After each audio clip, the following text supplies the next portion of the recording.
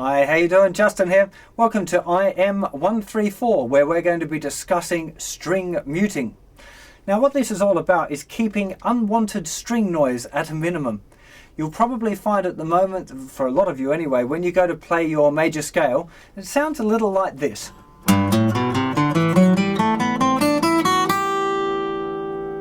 Which is kind of fine, like you're playing the scale, but I don't know if you noticed, but there was a whole lot of string noise. Now let me play it again. See if you can really keep a sharp ear out for the string noise, so that the strings ringing out when they shouldn't be. That's what we're listening for. So here it is one more time with the string noise.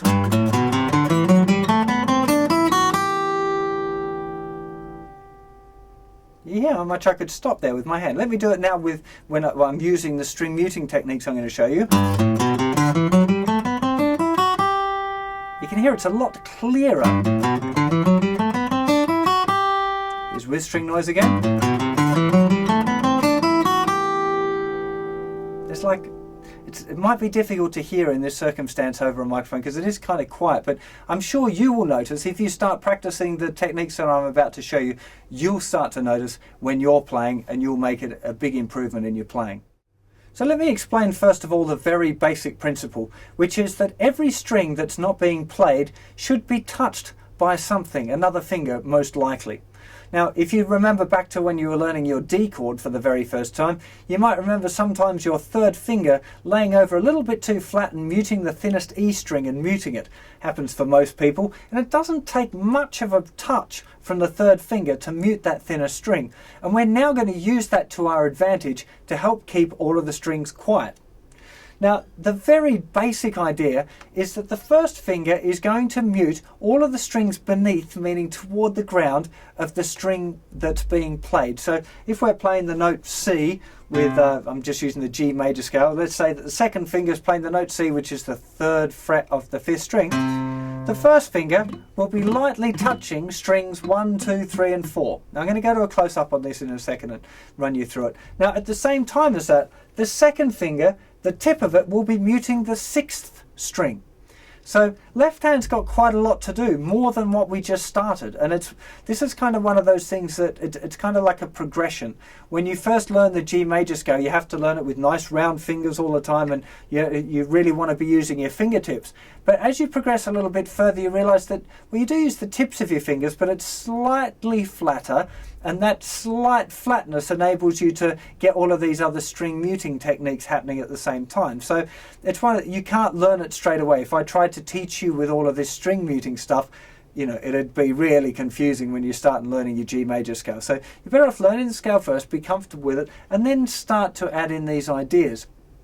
Now, I'm going to go to a close-up and show you the general gist. Of course, actually, there's a second bit before I go to a close-up, which is the picking hand is also involved with string muting. Now, if we get to, say, the third string, little finger's playing the note C on the fifth fret of the third string, and the first finger is going to be muting strings 1 and 2. The tip of the little finger is going to be muting string 4, but that would still leave the thickest two strings without any cover. And that's where this hand comes into play, because what you'll find is that this part of your palm, the kind of your outer palm, the bit where it joins onto the wrist, tends to sit on the strings and keep them quiet and mute them. And this becomes really important, especially for electric guitar players. And you'll find a lot of electric guitar players just kind of pick this stuff up naturally, because as soon as you amplify a guitar, like stick it through an amplifier and make it loud, all of those string noises get really, really, really loud and really noticeable. So it's actually not a bad way to practice, is to practice playing at a reasonable volume so you can hear all of those kind of things happening. You know, a little bit of distortion, not too much for those of you, because I'm sure some people will ask about that. So just a little bit of crunch, but not too much distortion, if you like. So this hand gets involved a little bit as well. Now, let's get to a close-up and look a little bit closer at the left-hand job, or the fretting hand's job. Before we get to a close-up and look at this in a whole lot more detail, I want to make sure you've got a kind of basic understanding of the concept, which is that every string that is open should be muted by one of your fingers. So any of the strings that kind of aren't being played, they don't have a finger on it, have to be touched by one of the spare fingers to make sure they stay quiet. Now hopefully many of you will remember back to being a beginner when you first learned your D chord, and sometimes your third finger would lay a little bit flat and just lightly touch the thinner string, and that string wouldn't work, and you'd be doing your strum pick out and strum and trying to get your third finger up onto the tip in order that so it didn't touch that finger, and it only took a very light touch to mute that thinner string. And we're now going to use that to our advantage, because it only takes a very light touch from any of your fingers to keep all of the strings quiet, which is a very, very good thing for us. Now the very basic idea is that every time a finger is playing a note, the tip of that finger will touch the string above it. Now I'm meaning above, like physically above. So if you're playing a note on the 4th string with your third finger, the tip of your third finger would be touching the 5th string, very much like with your any of your power chords or bar chords that have a 5th string root. Your first finger is touching the 6th string to keep that one quiet. This happens with scales as well, and what you'll find is that when you first learned scales, you played with very round fingers, which is good, and it's how you should learn to play your scales. But now I'm allowing you to let the technique evolve a bit. It kind of has to. You couldn't have learnt it this way at the beginning. It would have been far too complicated, far too many things to think about. But now that you can play your scale up and down and you're happy with that, we're now starting to just play the fingers a little bit flatter. So they're still on the tip, but just a touch flatter, so that they're muting the string above the note that is being played.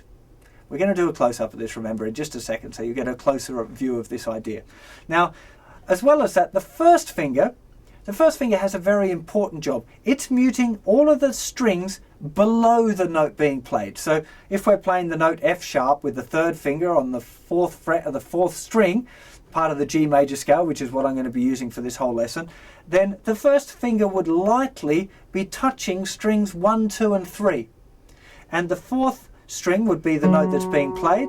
The 5th string would be muted by the tip of the third finger, and this part, the kind of the palm of your picking hand, would be resting on the thicker string. So it's not even just a left hand thing. The other hand gets involved as well. The strumming hand, you'll often find, kind of just sits on the strings ever so lightly, but just on the thicker strings, the ones that aren't being played. And this is important. If you're playing on the thinnest string, then this part of your hand is resting right down on all of the strings and touching them and keeping them quiet. It's really an important technique. So let's get to a bit of a close-up and have a look at exactly what I mean for the left hand. Okay, let's have a bit of a look-see here now at the left hand. Now, as I mentioned before, it's important if you look at the first finger here, first finger staying pretty flat, touching the strings all the time.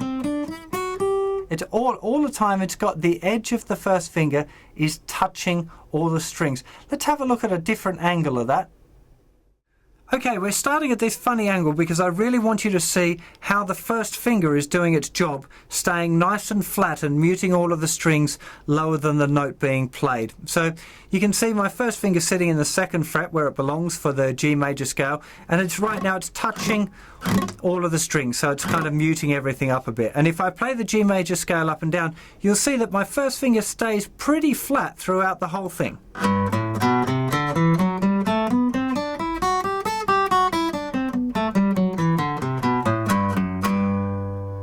Now a good little test if you want to do it is to play every note of the scale and strum all of the rest of the strings with your pick. So there's the first note, first finger, little finger, there's first finger. Now first finger is playing the note B and muting all of the rest of the strings all on its own, and it's muting the thicker string with the tip. So that one's got a big job, that one. Second finger, little finger, first finger now playing again, third, fourth,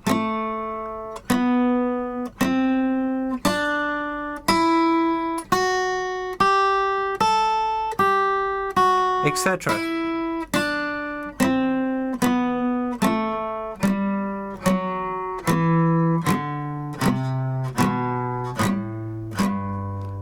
That's a really good way to see if your first finger is doing its job correctly. Now, as well as your first finger being in control of muting all of the strings down, as I said, the tip of your finger should also sit a little flatter. So there with the first finger, the tip of the first finger is muting the thicker string, and the underneath of the first finger is muting the rest. The second finger, the tip of it is muting the thicker string. first finger is muting the rest underneath. Little finger, now this is quite interesting. I've only kind of learning this about myself. To be honest, I always thought my little finger muted it, but it would appear that my little finger doesn't mute stuff very well. Maybe I've got a little bit of practice to do myself, but my little finger doesn't seem, maybe because it's little, doesn't seem to want to play flat enough. I don't know. That's going to be an interesting thing for me to check out, because when I'm playing scales, that finger, the third finger, is muting the fifth string. Little finger is not, but I leave the third finger down. So I've kind of just discovered a little something funny about my technique that, well, I haven't noticed it before, so it hasn't kind of hindered my playing. But just be aware of that all of the time, that one of the fingers should be muting the next string up. Now, as I said, I always thought it was the finger that's being played, but it would appear sometimes it's either the first finger or the third or second finger, and never my little finger. So, you know, I'm learning something out of this too. So be aware of that should happen. I'm going to explain something at the end of this video which will hopefully make it all make sense for you. But that's an important thing to think about as well. First finger is probably the most important. That's doing the most important role, but this having the other fingers, the tips of them touching the next string, is important as well. And almost important as that is the strumming hand. Now the pick hand also has a very, very important job, and it's playing all of the strings that our fingers can't reach. And it's this part of our hand here, this kind of the lower part of our palm, right up to the kind of the base of the thumb, that sits on those strings and covers them. Sometimes you end up using a little bit out towards your little finger as well, but it sits there. When I'm playing on the thinner string, all of the rest of the strings should be muted. Well, thinner strings not, of course, because that's the one I was just playing on, but all the rest are muted. Now if I move it just a little bit more, I've got the first two ringing out, now the first three. And what's really interesting is that you start to feel the vibration with your hand. So as you're moving it down, as you're playing the scale, if I just play G major scale again, see if I'm going to keep my fingers all curled up. I don't normally play like that, but might give you a slightly better view of what's going on with the picking hand. You can see it's all kind of, as I'm playing, there's nothing touching here. Now as soon as I've gone onto that string, that fleshy part of my thumb has come down and resting on the thickest string. Now as soon as I'm on the next one, it's kind of rolled over a bit, and it's that part of my hand now is pressing on the thickest two. So just those thickest two are muted, and the D string is clear. As I'm going up that string, I'm onto the G string. Now the other three, if I'm muting it, I'm just strumming them with these. Those thickest three strings are now muted by this hand, and the G string isn't. Once I'm up on the second string again, thickest ones are muted, the thinnest two are still free, and the rest should be muted. So this hand also has a really important role, but it's the combination of the two hands of the, if I can try and get here, see if we can see all of it at the same time. So there's the major scale, it's off, not doing anything. First finger's doing its job, now the palm's doing its job. And by the time we get to the top, the palm is the only one doing the muting. This hand's not doing any muting at all. Well, actually, tip of first finger's just touching there a little bit as well. And as we go down, first finger's job becomes more important. So it's kind of the combination and the way the two hands work together that really makes this technique work properly. Okay, I'm going to give you one more really, really, really important bit of advice about this string muting, and that is don't worry about it too much. If you think about it all the time and you become really overly concerned about it, your playing will suck. You'll spend far too much time thinking and not enough time making music. And it's a really interesting thing about this technique is that it does happen by itself.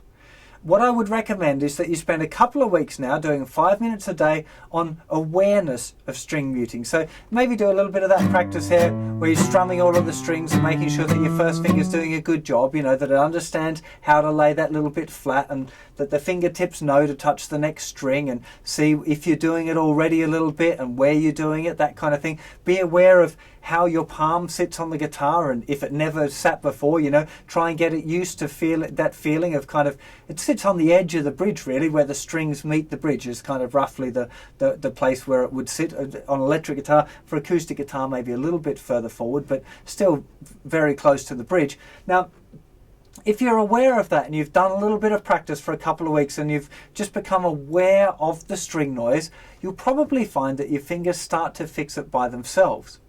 Now, if you're playing electric guitar, you'll definitely find that playing electric guitar at a medium volume, not ear-shattering volume or anything like that, but just turn your amp up a bit, so it's, you can hear it very clearly, and maybe put a little bit of distortion on if you've got a distortion pedal with a little bit of gain on it, or your amp might have a bit of gain. Turn that up a little bit, because you'll find that'll overly emphasize again the noise, and you'll probably find you can't bear to hear it anymore. So you'll find that your fingers will naturally, now that you know what to do, your fingers will start to do that.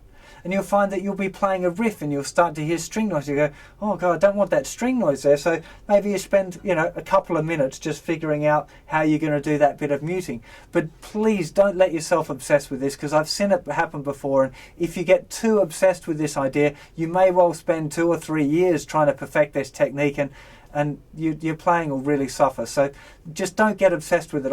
It's one of the things that I'm kind of reluctant to teach it at all, to tell the truth. And I really was debating whether to put it in this course, but it's an important skill and it's important to know how it works. And people ask me about it all the time, but you just have to promise me, in return for me teaching you this lesson, that you're not going to go too crazy about it and let it kind of screw up your playing, because it's not worth it. You'd be better off being a good guitar player with a little bit of noise than being, getting rid of all the noise but not being able to play anything and not making it musical, and all of those other things which are much more important in music.